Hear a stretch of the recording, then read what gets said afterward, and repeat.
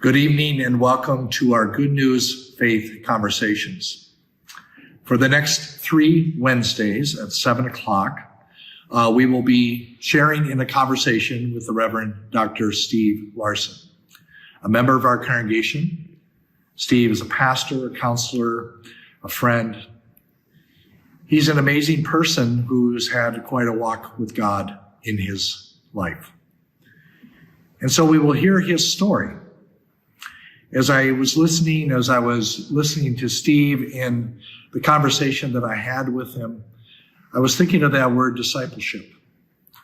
Discipleship is a big word, an important word within the lexicon of our faith. Sometimes it can feel really intimidating. Sometimes people feel like I'm not good enough to be a disciple. And yet discipleship is very simply our own walk with God, our own stories. Steve has quite a story, and perhaps you will be able to find yourself in the story someplace.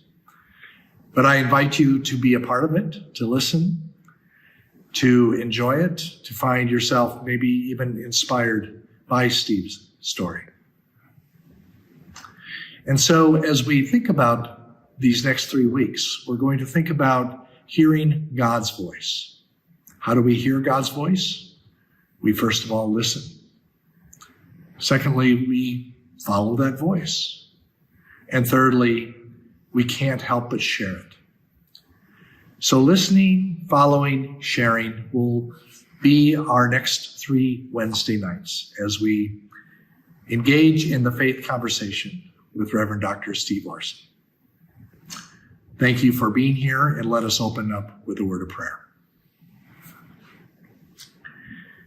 Good and gracious God, you are with us in all of our journeys. You give us your story, our story. You give us the opportunity to walk with you, to hear your voice, to listen, to follow, to share, to be a part of this great adventure and journey that we call faith. Thank you for this time together, and thank you for the conversation with Steve. All this we pray in your name. Amen. So welcome, Steve. Thank you. It's great to have you here. Good to be here. Thank you for being here with us. So, Steve, just to begin with, maybe just share a little bit about yourself and kind of how, from kind of your birthing through your kind of movement, your journey as you have been called to serve in so many different ways. Okay. Well, I want to begin with the earliest. I was born in 1941, and a little bit after my birthing, my father put on a uniform, of course, and went somewhere. I think he went to Europe. I didn't know, but I walked down with my mom. In World War II. World War II. Mm-hmm. I walked down to the depot with my mom and sister and said goodbye to my dad as he got on the train with a uniform. So from there on, my job was to walk the 4 blocks from my house to the depot and meet every train that came to town. Mm. Because my idea was, my God, I don't know where he went, but if he got on this train, he's going to come home on this train. And how long a walk was that for you? Oh, it was about 4 or 5 blocks. A little town. But see, when a 4-year-old, that was 3 or 4, I think it was 4 then, everybody knew everybody. Yeah. So when you see this little boy going to the depot, we go, oh yeah, that's Steve. He's going to meet the train. Yeah. And so when the trains would come in, they'd see this little boy there, and they'd come down, pick me up, take me, and put me into the engineer's seat. And while they're unloading milk cans and mail, I'm sitting there pretending I'm running the train, right? So one day a train came in, and my mom, who would come up after the last train at 6:30 to pick me up, came up. The depot agent was outside, and they were talking. And my mom said, well, I got to get Stevie and go home. And so they looked around, where is he? I don't know. The train came and left about 15, 20 minutes ago. And just then the telegraph key started going crazy. And he went and read the telegraph. He looks at my mom and goes, the train is now in Cambridge, and they have a little boy on the train. They want to know what to do with the little boy. So, Were you going to the circus? yeah. I had to stay overnight in Cambridge with the depot agent and come home the next morning. But that really wasn't enough. So I think I was just coming to be 5. And my mother, who was young, she was only about 23 or 24. And I had an older sister. We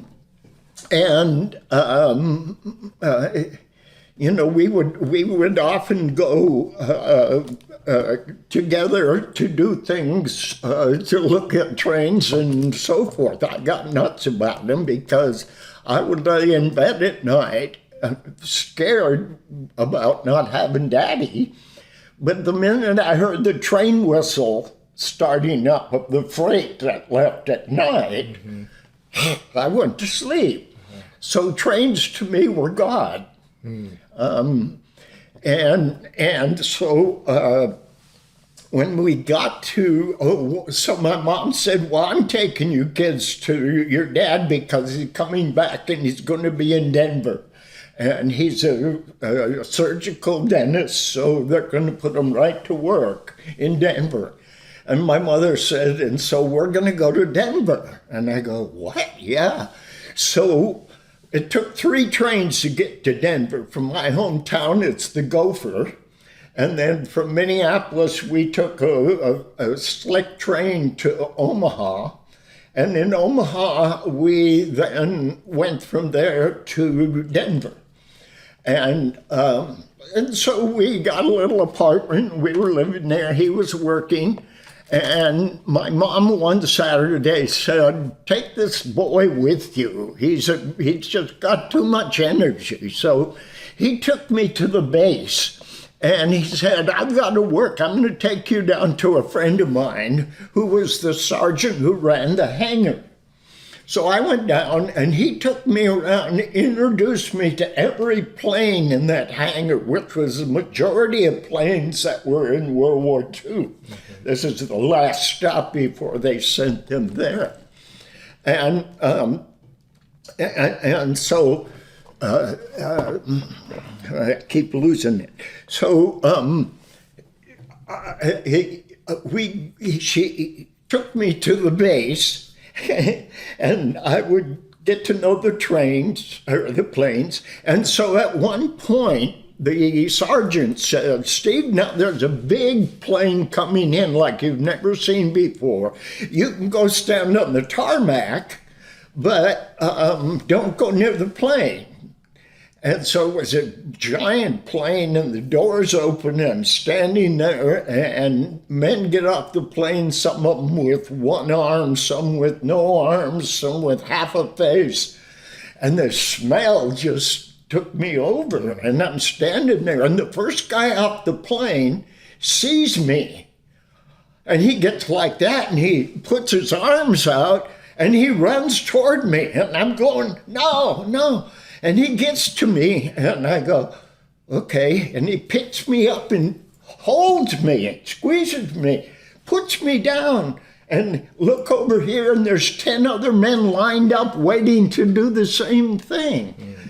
Well, I told the story of my ordination because on the way home, I said to my dad, I don't know why all those men wanted to hold me, Dad. But Dad, there's got to be something about me that's bigger than me because I don't understand why they wanted to hold me. And so I take that as my ordination. From then on in my life, I've always felt like that's what I was about. So that picture in here that I'll show you later, you saw it, I think, didn't you? Me sitting in the front row. What am I there? I'm 6. And I'm already sitting by the preachers. And I'm already in the Sunday school. And the poor people who were the Ojibways that lived on the reservation will walk by our house every morning to go to the grocery. And they became my friends. I'd sneak food out of the house and give it to them, and and so on and so forth. And I just had this natural indication to free them. So listening to God's voice then was this was very tangible for you. It came to you first of all through a train. Yes. Through just hearing the train. And I didn't control it. Just knowing the presence of God through that, in that way. And then it became clear to you in this kind of calling of that people responded, how people responded to you. Yeah. And how they saw something in you maybe that you didn't even see in yourself. Well, I had this wonderful father. Okay, so on Saturdays we had the day off. Guess what I did with him? Listen to the police radio, and when we hear a car wreck or a fire or something, we jump in the car and go. There wasn't anything else left to do. Well, 17 years I was on the streets of Fort Worth chasing police cars, right? Where did I learn that? I learned it from my father. We see how these stories define us. Yeah, right? You know, how they shape us. And that's kind of I wasn't aware of it, but I got to know the Ojibways pretty well. We had a river in my hometown, and a lot of things happened around the river, but the Ojibwe lived across one of the major train bridges. So I learned to go down to the river and walk across that train bridge, 500 feet high, and go and meet the Ojibways too. So I got comfortable there. And so my dad, who came home from the service, he went and opened a practice. And after he opened the practice on Saturdays, he would go to the prison. My hometown was a prison town, Federal Correctional Institution, Sandstone. And Sandstone, Minnesota. And my dad would go out there on Saturdays and fix the teeth of veterans for nothing. And eventually he took me with. So here I am on Saturdays walking around the cell blocks, talking to guys, talking to people, and so forth. I felt really comfortable being in the prison. That sounds kind of weird, but that's kind of because it all shaped my life from there on. And I remember, for instance, VJ Day, all of us kids took mom's pans, all of her pans or cook pans, and had a parade. And I ruined all my mom's pans. I think we pounded so hard. But we had a parade at the end of the day, and the war was over. Well, my dad did strange things, like he'd take me out for dinner on breakfast on Saturday. And when we went to breakfast, we'd have to stop on Main Street to talk to Walking Truly, one of the homeless guys. And then a little bit later, there was Main Street Howard.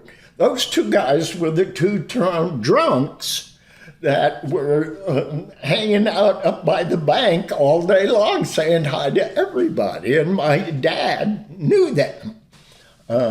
He'd stop and talk to them all, and I'd go. So he taught me about all different kinds of people. How he knew that, I'm not sure. But so you also listened to God then through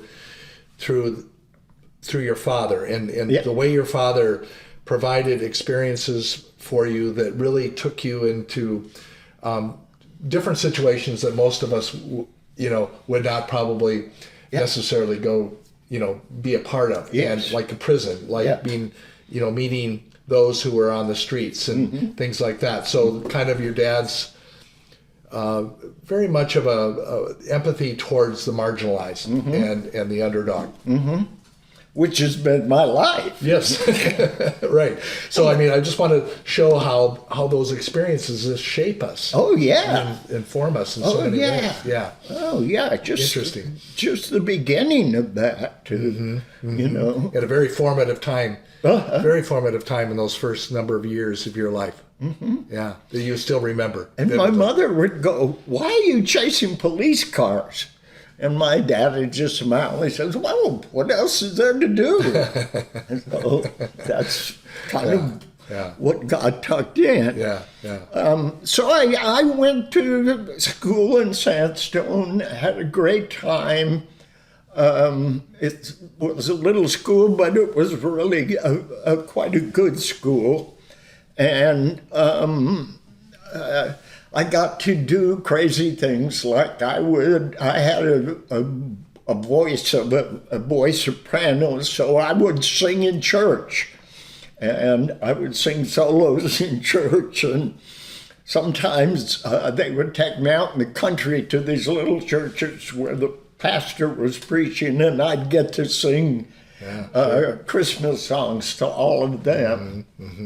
So I was doing that at 9 or 8 or whatever. Before your voice changed. Yeah. And then, of course, that picture there, I already identified myself as a minister, even though I didn't know that, and I didn't say that. It kind of was always there. We had a food gathering for the homeless for Christmas, and as I put it down, one of my friends brought a couple of cans of beans, and somebody else bought a can of something else. And they get around to me, and this story gets told there all the time. "Stephen, what are you bringing?" "Well, I'm bringing 4 large chickens." The woman who was my teacher told that at my ordination. And so at a very young age, you really felt a sense of calling to ministry, whatever shape that looks like. Yeah. And not even having those words. Right, of course not. Yeah. Because to begin with. But it was home. It was a home for you. Yeah. Right? There was a. Yeah. Well, it was we were Missouri Synod. And my dad wanted to get me into Boy Scouts. And the pastor said I couldn't go to Boy Scouts.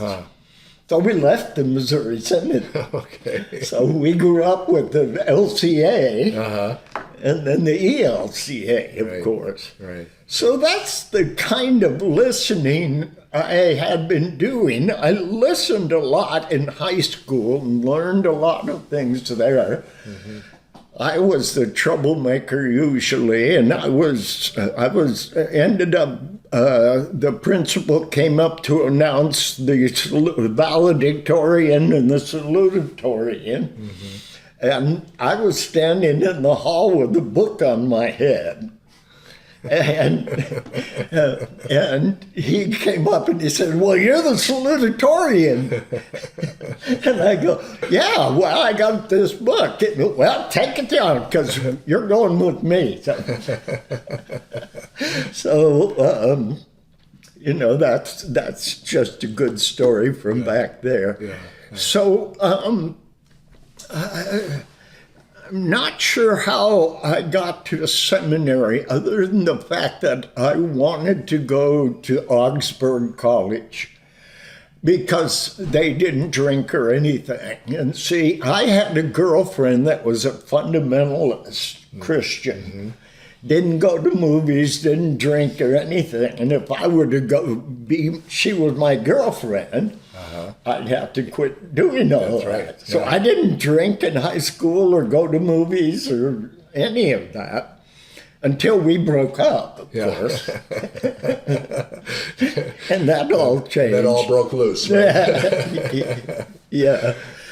But my little hometown was marvelous, and in the summertime, I'd load my wagon with all sorts of good things and my bicycle and pull my wagon down to the river. It was a wild river, and I'd go back in somewhere up the river and build a little cabin. So I would spend most of my summer walking and getting to know the whole river and all the animals that lived there, actually. Right. And that's where I want my ashes to be, because the best place I had was on top of this this hill overlooking the river, and up here was the prison guard house. He was up there all the time. Yeah. So I loved to go down there because I knew him usually. So what was it about the river that just was something that just called you home or called you to that place? It was so wild and undeveloped. A fast river. Of course, in the spring, it would go over a lot. But there was a rapids, and those rapids would be wild. So people would come in from all over the state just to try and make it through the rapids. So did God speak to you through that river, you think, Steve? I have to think about it. I think he really did, because, see, I spent so much time alone. And at night I'd be laying there and I'd hear a bear outside my tent, but I always had my food in a tree. And I would lay in my bed and go, shh, shh. And I don't know why that happened. It worked, but it worked. Yeah. The bear would leave. Yeah. There's no food here. I don't know. No. I maybe sounded like a rattlesnake. I don't know. Yeah. So, But the river was also, you're just out of that gift of God's creation in that place. You know, Yeah. that was also such an important place for you in your own kind of journey of faith and life. I knew everything that happened down on that river. Yeah. And I'd bring friends down there, and we slept overnight. Yeah. Stayed down there for a week if we want. It was a wild, crazy river. But then, I really enjoyed my education and high school and all of that. And you went to college where then? Where did you end up going? Okay, so then it came time to go to college, and my dad said he wouldn't pay for me to go to Augsburg. It's not as good a school as Gustavus. Okay, and so finally he decided, well, I'll help you out financially if you go to Gustavus. Okay. So I went to Gustavus. And that was God's voice. Dad's voice. Yeah, exactly.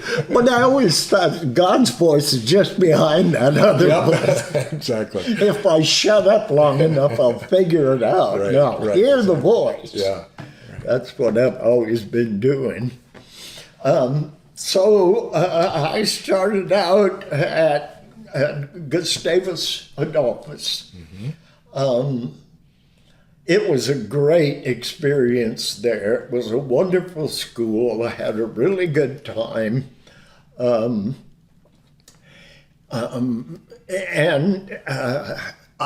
was a member of the Gamma fraternity. And of all the people in the fraternity, I was the only one that didn't drink. And that's why my dad didn't want me going there. And I said, I don't drink that. I'm the driver. Yeah. What do you mean? Well, I drive everybody drunk home after their event, So that's kind of the way it was. I was in the choir, and every Sunday morning, eventually, I got a job in Aiken, Minnesota, preaching. Aiken was 180 miles. So every Sunday morning, I'd get up at 5 o'clock, drive to Aiken, and do a worship service. And then hang out in Aiken and eat great meals with all these people, and then go back. Yeah. Yeah. And So I that- made some extra money doing that. Sure. So did that kind of lead you into seminary then? Those experiences? Yeah, well, I don't think I ever was not led there. Okay, gotcha. Yeah. Yeah. It always felt like something going on is trying to tell me that. It was a natural progression. Yeah. Yeah. So I guess we'll jump to seminary because, no, I go to Gustavus next. And Gustavus was really good to broaden my understanding of everything. I learned German. I had 4 years of German. Why I did that, I don't know. I've never used it. But I had a German teacher who loved to teach German. And I'd get behind and he'd invite me over to his house and he would make me dinner and then we'd do German so I could catch up. Yeah. But there were a lot. I took an ethics class. I took a course, took a lot of classes in just building my ability to communicate with people. If there had been at that time a degree in marriage and family therapy, that's where I would have started it. But I didn't start that till a long time later. Let's see. And so, So when you were at Gustavus, Steve, was there, a lot of times there is this kind of this really special teacher, professor that really shapes you and things like that when we go to college. And so was there anybody like that that was just this real influencer in your life? well, when you mentioned that, the first person that comes to mind was from seminary. He changed my whole life. Okay. His name was A.D. Madsen. You may have heard of him. He was a great Lutheran theologian, but he was very heady. And I worked the night shift at Moline Public. So I'd work all night, come with my whites to class and sit back in the class and with whites on and fall asleep and have the guy next to me taking notes. Well, he'd always know that I'm falling asleep and doing that. And then one day I was bitching about the fact that I lived down next to the farm oil plant down the hill, and they were shooting iron filings out into the air at night from their stacks. And I'd go out to my car in the morning, there would be all these rust marks on it.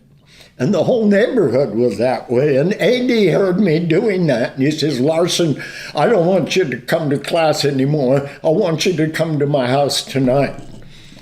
And he taught me how to organize the entire neighborhood, which is something I've done again all my life, is organized programs. Well, and so he taught me, he said, now go to each house and when you get there, get this information, let them know what you're here for. Now, a lot of people are going to want to help you because everybody's car is getting this rust on it. So I did that and met 200 some people, organized the neighborhood, and we started picketing Farmall. And of course, the Chicago Tribune picked it up, and everybody picked up the fact that we were Protesting there. with banners and so forth. And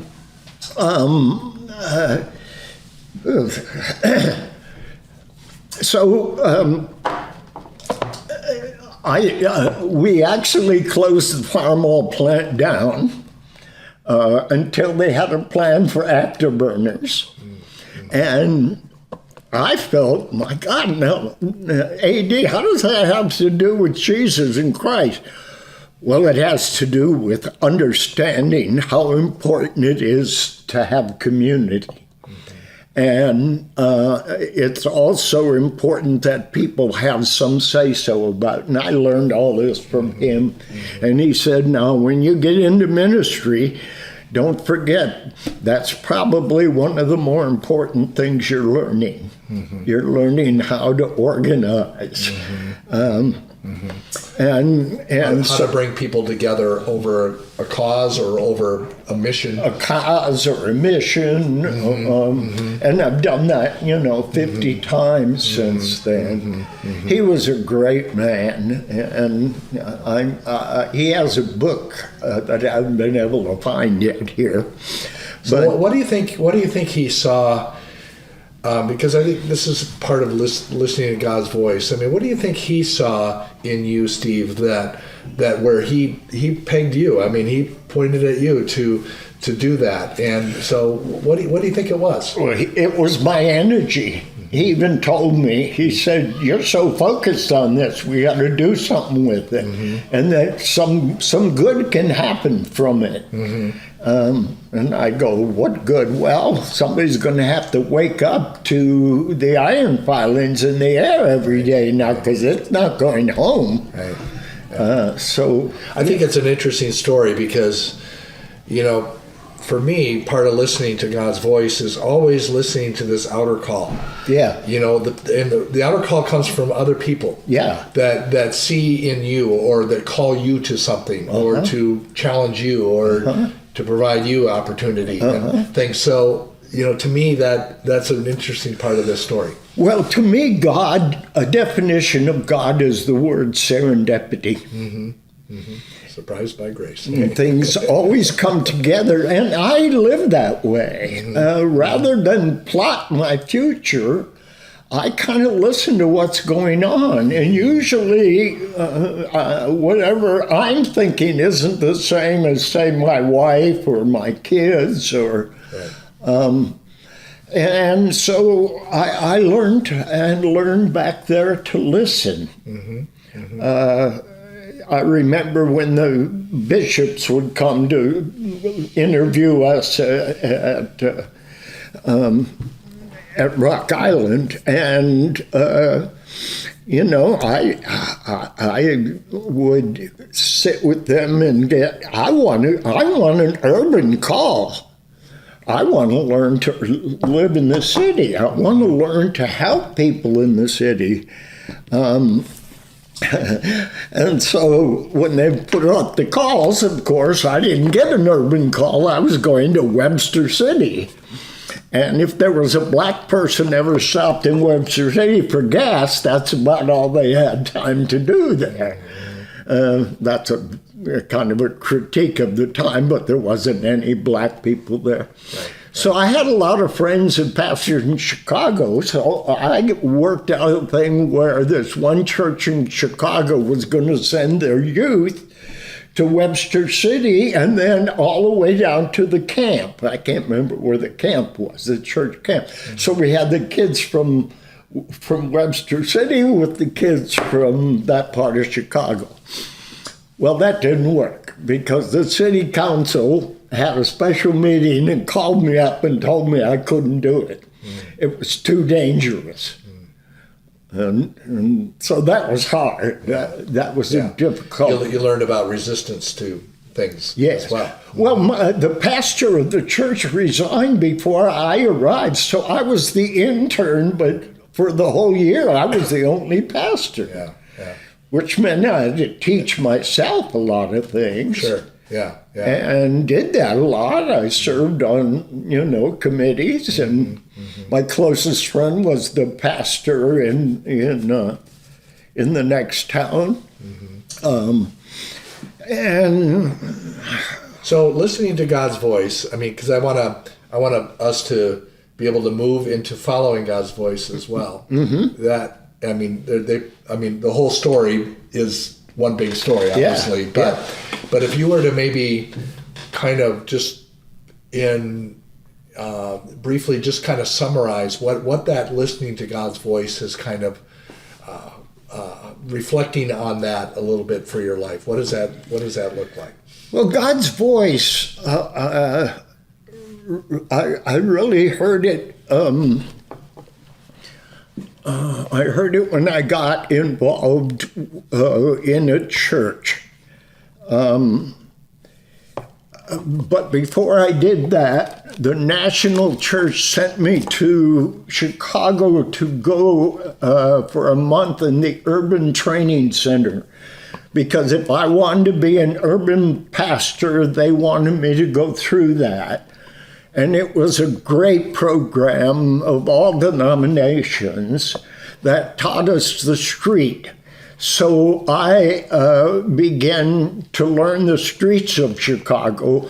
The initiation for the program is we had to come there, introduce ourselves, give up all of our identity, and spend a week on the streets of Chicago without any identification. In other words, we had to be homeless. I slept in homeless shelters and went to the north side a lot and did a lot of... So you were experiencing what they experienced. Yeah. Thank you for joining us tonight. And we hope that you will join us next week at 7 o'clock on Wednesday evening for the second part of our conversation with Reverend Dr. Steve Larson. Have a great evening and a great week.